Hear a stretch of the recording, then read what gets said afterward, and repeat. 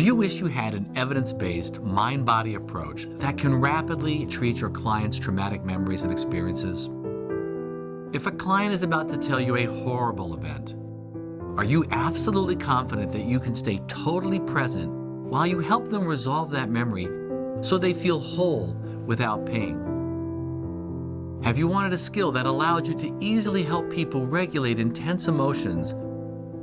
Do you wish you had a skill set that allowed you to make a bigger difference and make a better living at the same time? And finally, have you heard of energy psychology, EFT, or tapping and wondered, what's all the fuss about? Is there any evidence? If you'd answered yes to any of these questions, then this brief series may provide you with exactly what you're looking for.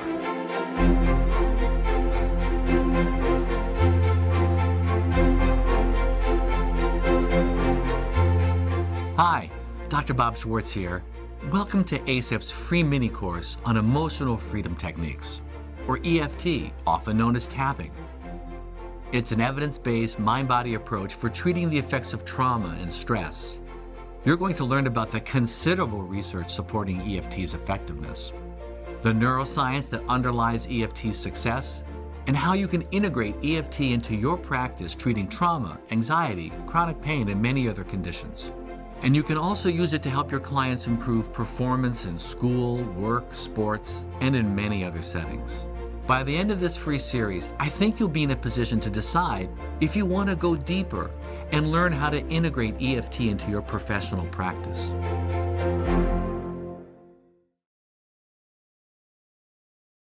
I've been a psychologist for over 30 years. I've always been an avid student. And I've always been attracted to the idea of integration and holism. Over the years, I've learned many different approaches, including psychodynamic, CBT, hypnosis, family therapy, meditation, and of course, energy psychology. I've written 2 books on treating trauma and 1 book on couples work. And it's been my privilege and honor to have taught therapists on 4 continents. I've organized over 25 conferences on treating trauma, brief therapy, Ericksonian hypnosis, and energy psychology. And since 2008, I've been the executive director for the Association for Comprehensive Energy Psychology, or ACEP, which is a nonprofit association of mental health and allied health professionals around the world. And now, I'm excited to be co-teaching ACEP's new online training on emotional freedom techniques. You know, I couldn't have predicted this journey. I remember being back in my dorm room in college reading Abraham Maslow's Toward a Psychology of Being. As the father of humanistic psychology, he talked about the organic urge toward growth within all of us. I mean, I was totally inspired. And that was the beginning of the path that has led me to you at this very moment. Imagine yourself completely confident in your ability to help your clients heal tremendous emotional pain and regulate their emotions, helping your clients rapidly heal trauma and PTSD. I'll give you a great example of this toward the end of this video. Imagine yourself integrating energy-based methods with other therapeutic approaches that you use, and comfortably talking with your clients and colleagues about the holistic methods you use and how they're supported by scientific evidence. And imagine yourself working with more inspiration and deeper intuition and connection. Energy psychology, including EFT, can help you get there. Energy psychology is a family of focused, brief, mind-body approaches to releasing stuck energy in the mind-body system that usually is the result of unresolved small t or big T trauma. Maybe you're thinking right now, but Bob, I don't specialize in trauma, so what does this have to do with me? It has everything to do with you in your practice. Stay with me and I'll tell you why. It's crucial to recognize that there's a broad continuum to what we refer to as trauma. It turns out that when you understand the full spectrum of trauma and its impact on the mind-body system, you realize that it's involved in virtually all emotional problems and a massive number of physical diseases as well. Furthermore, if you're familiar with the leading edge of trauma-informed work, as well as the underlying neuroscience, you know that it's crucial not just to work with people's cognitions and thoughts. You need to work with the mind and the body. And as it turns out, energy psychology in general, and EFT in particular, are incredible tools for working with your client's mind, body, and spirit. Energy psychology is evidence-based with well over 80 published studies, including 4 meta-analyses. And the vast majority of those studies are with the most widespread energy psychology approach, emotional freedom techniques, which, as I said, is often referred to as EFT or sometimes just tapping. As we teach it in ACEP's course for mental health professionals, nurses, and physicians, EFT is an exposure therapy that fits well within the framework of trauma-informed care, interpersonal neurobiology, and even polyvagal theory. Of course, it also fits well with classical Chinese medicine ideas. So, how do you think about trauma? What's a traumatic or a stressful event? And how are these things relevant to social anxiety, school or business performance, addictions, or even heart disease? And of course, how can EFT help heal all of these challenges? As I said a minute ago, there are big T traumas and little t traumas. Big T traumas are the types of horrible experiences that reliably disrupt the mind-body system for just about everybody. These include physical violence, war, sexual assault, incest, torture, and terrorism. We all get that. But many of us may not fully appreciate the role of little t traumas. A little t trauma is any stressful or negative event that is larger than the inner resources available to the person at the time. I've created a formula to help you visualize this, and you can see it on the screen. If the energetic intensity of an event is larger than the inner resources available to the person at the time of that event, it will create a disruption in the mind-body system of the person. This is symbolized by the electrical energy bolt. It's like a short circuit. In other words, the short circuit creates a little t trauma. And here's the thing. This disruption or short circuit can get stuck in the system. It can be there for years and even decades. And to make matters worse, multiple disruptions can cluster and build on each other. Now let me ask you a provocative question. Does the past have any impact on people in the current time? Yes or no? Does the past have any impact on you or me now? Yes or no? Choose your answer. Did you choose? I submit to you that the correct answer is no. The past has no impact on you or me in the current time. It's the memory or the representation of the past that impacts us. This isn't semantics. We literally can't change the past, but we can change how it's represented in the mind-body system. In other words, we can heal the disruptions that become stuck in the mind-body system. And that is part of the basic premise of EFT. And neutralizing or correcting those disruptions is what EFT excels at. This is how EFT can be so successful at treating traumatic or stressful events that underlie PTSD, anxiety disorders, depression, performance problems of all sorts, chronic pain, addictions, and even other conditions. Right now you might be asking, okay, Bob, I get it. But what does EFT look like? EFT combines 5 things. 1, exposure to stressful memories of the past or current difficult emotions or sensations. 2, mindful and compassionate awareness. 3, self-activation of the body's energy system by tapping on acupressure points. 4, specific ways of structuring the session to focus awareness that titrates the treatment dose. And 5, a great deal of therapeutic presence. It's very important to note that EFT is designed to be very flexible, gentle, and non-abreactive. One of the things I like best about EFT is that it's designed to make sure that people do not become overwhelmed with negative emotions, which is one of the problems with many other approaches. EFT can be used in 2 basic modes. One is a palliative mode, which is designed to rapidly reduce negative emotions and symptoms. This includes many self-help versions of EFT. And 2, it can be used in what I like to call the curative mode that targets specific small t or large t events in such a way that it transforms their negative impact on a person. With this understanding, let me give you a simplified schematic of what an EFT session looks like. First, the client picks a target for treatment. It can be a physical complaint, a negative emotion, an addictive urge, or it could be a specific negative or stressful memory. The client then rates the intensity on a SUD scale of 0 to 10. The therapist and the client spend some time giving specific words to the target, such as, I have an angry feeling where my heart is pounding and I see red, or I have this intense craving to eat chocolate, or I'm playing baseball and I hear my father yelling at me saying that I'm no good because I struck out. In this very simple description, the client is then asked to activate a specific acupuncture point on the side of the hand known as small intestine 3 by tapping, just like you see Cynthia is doing, while saying the following affirmation. Even though I have this angry feeling where my heart is pounding and I see red, or even though I have this craving to eat chocolate cake, or even though I'm playing baseball and I hear my father yelling at me saying that I'm no good because I struck out, I deeply and completely accept myself. So what's going on here?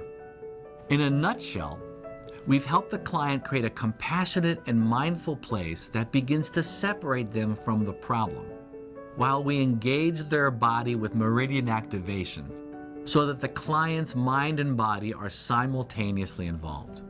And yes, there is research that shows tapping is an active ingredient, and we'll talk more about that in video 2.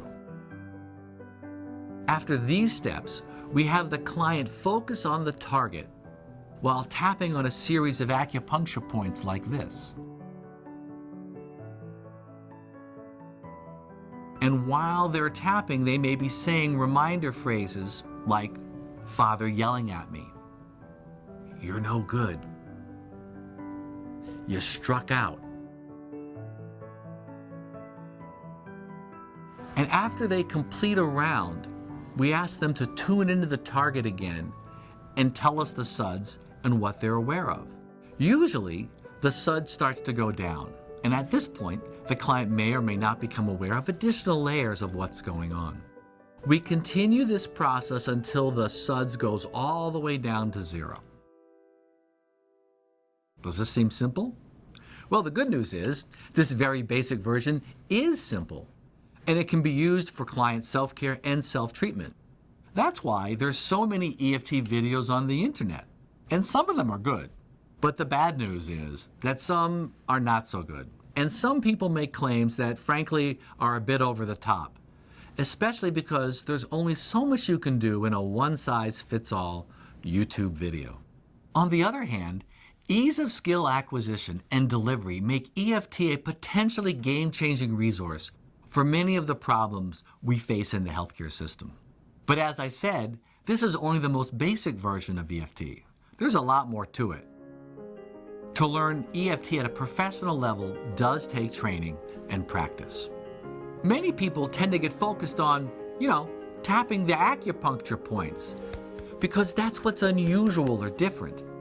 But frankly, as a professional, once you get past the basic instruction, what's really interesting is how you can help people focus their attention so that you're aiming the power of EFT at the right place, in the right sequence, in the right dose. Part of the standard of trauma-informed care involves a phase-oriented approach. In phase 1, the goal is to stabilize the patient. Once the patient is stable, you should go to phase 2, which is working directly with traumatic memories. And just for the sake of completeness, phase 3 focuses on taking the gains from phases 1 and 2 and helping the client integrate them with their social networks. At ACEP, we're big supporters of this model, and EFT excels at both phase 1 and phase 2 of trauma treatment. This then allows for excellent phase 3 work. Notice the name is Emotional Freedom Techniques, plural. When you learn EFT, you learn many tools to make sure that your clients stay in what John Briere and Peter Levine call the window of tolerance. The reason that EFT can be so useful for so many types of problems is that EFT has specific techniques that you can use in phase 1 of treatment to rapidly reduce intense emotions without medication. Your clients can stabilize in minutes. Then in phase 2, when you use EFT to work with stressful or traumatic memories, you have specific techniques that assure that your client stays sufficiently calm, allowing them to fully and safely process those memories. What's the result? They can heal. Clients spontaneously create new positive narratives about what the event meant in their lives and who they are. Do you have these capabilities in your toolkit now? Not only does EFT treat your clients, you benefit as well. When you're with a client working on a deeply upsetting event and you're leading them through the tapping, almost always you're tapping on yourself to model it for your clients. And guess what? You're keeping your own nervous system and emotions regulated. This does 4 very important things. It minimizes secondary traumatization. In other words, it keeps you from getting traumatized. It deeply increases your ability to stay present. It sharpens your clinical intuition and acumen. And it helps you downregulate your client's nervous system. Are you wondering how tapping on yourself helps to downregulate your client's nervous system? I'll go into that in the next video. And there's a 5th bonus. When you help people safely work with deeply upsetting events, whether they're big T or little t traumas, and you repeatedly witness amazing self-healing and growth, your level of confidence, assurance, and satisfaction expands. It's one thing to read Maslow's Toward a Psychology of Being, but it's entirely different to experience it in action. As a counselor, coach, or therapist, you'll develop a fundamentally deeper level of confidence and sense of trust in the healing process that, in my experience, many professionals don't sufficiently have. For instance, a while back while teaching a seminar, I asked if someone would be a demonstration subject for the workhorse EFT method called the Tell the Story technique. A man named Mark raised his hand and said he'd experienced a serious traumatic event. I could already see the pain on his face, and I asked him what it was related to. Mark said he'd walked into his son's house and found him dead of a gunshot wound. He tried to heal this experience using many different and excellent approaches, but he would always become flooded and overwhelmed. Within seconds of thinking of the image, his nervous system would go well beyond the window of tolerance and he would become a wreck. He felt hopeless and feared that he would never heal this. I offered to work with Mark if he was game. I distinctly remember looking around the room and seeing people's faces. I saw a lot of trepidation and incredulity. People could not believe I was going to do this. To make a long story short, we moved with great care and compassion. I had to switch gears and use a few different EFT techniques, including something called the tearless trauma technique that combines tapping with therapeutic dissociation. This allows you to start working safely with traumatic memories. At no point did Mark become overwhelmed. He had a great deal of choice and control throughout the entire procedure. Within 20 to 25 minutes, Mark had gone from a SUDS of 10 to 4. And he was given the option to stop there and feel really good about his accomplishment. But he wanted to go deeper and do more specific work. So by the end of the 50-minute session, the memory had been totally neutralized. Mark could run the entire scene of that event in his mind with a SUDS level of 0 and a great deal of compassion as well. As dramatic as this is, it's hardly an isolated case. This kind of thing happens all the time. So on the one hand, I have a great deal of confidence as I work with painful memories. And on the other hand, I'm always in awe of the healing power released by this approach. And the best part is that this skill is teachable. Thousands of therapists know how to do EFT, and you can learn it too. EFT is robust. You can integrate it with any approach you currently use and use it with most types of problems. And the research supports this. Let me give you just a brief synopsis here, and we'll go deeper into the research in the next video. At the time of this filming, there have been 84 published studies using meridian tapping approaches and 43 randomized controlled trials. 98% of them have found positive results.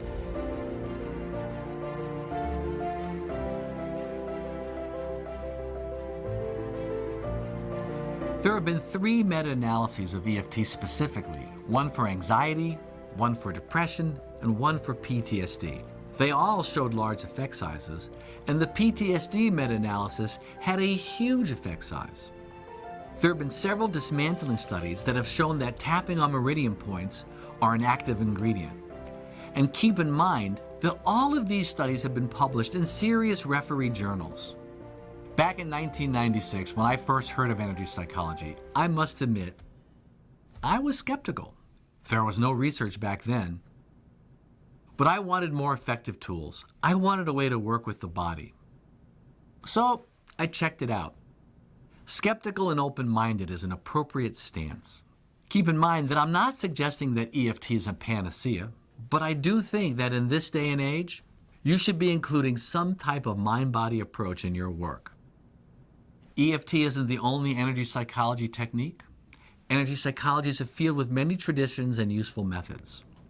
In addition, energy psychology is not the only mind-body approach.